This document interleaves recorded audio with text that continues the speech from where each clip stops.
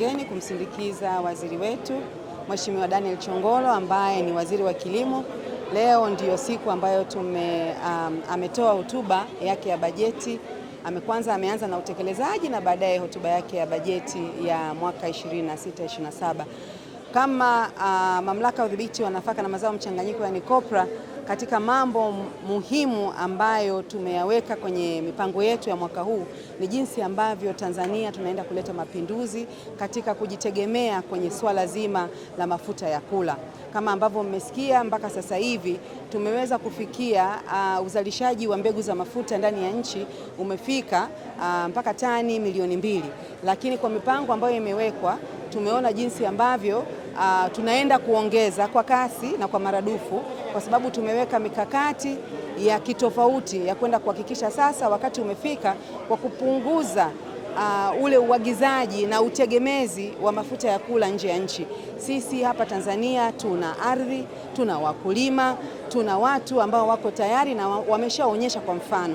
Kwa hiyo kuna mkakati ambao tumeuweka ambao unaitwa National Edible Oil Strategy, yani mkakati wa mafuta ya kula wa kitaifa. Huu mkakati unaenda kuangalia jinsi ambavyo tunaendelea kuchagiza uzalishaji wa mbegu hizi za mafuta, hasa mbegu za mafuta ya alizeti, lakini vile vile kuanza mchakato wa kuwa na mbegu na kilimo cha chikichi, kukiongeza na kukichagiza.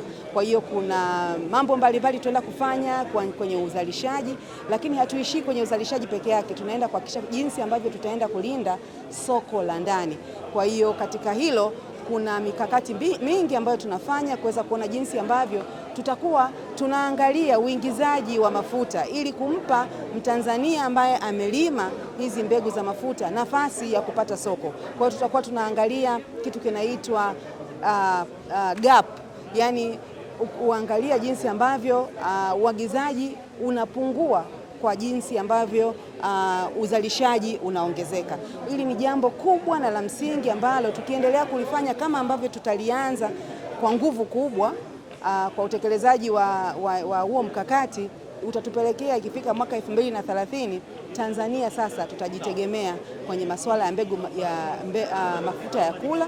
Tutakuwa hatutegemei kuingiza tena mafuta ya kula nchini. Kwa hiyo tutakuwa tumeenda kuokoa fedha nyingi za kigeni ambazo tunatumia katika kuingiza haya mafuta ya kula nchini, lakini vile vile tutakuwa tumetoa ajira kubwa sana kwa wakulima wetu, lakini kwa viwanda ambavyo tunaenda kuvisimamia sasa, ambavyo vitaenda kutoa ajira kwa vijana na kwa taifa kubwa kwa ujumla. Asanteni sana.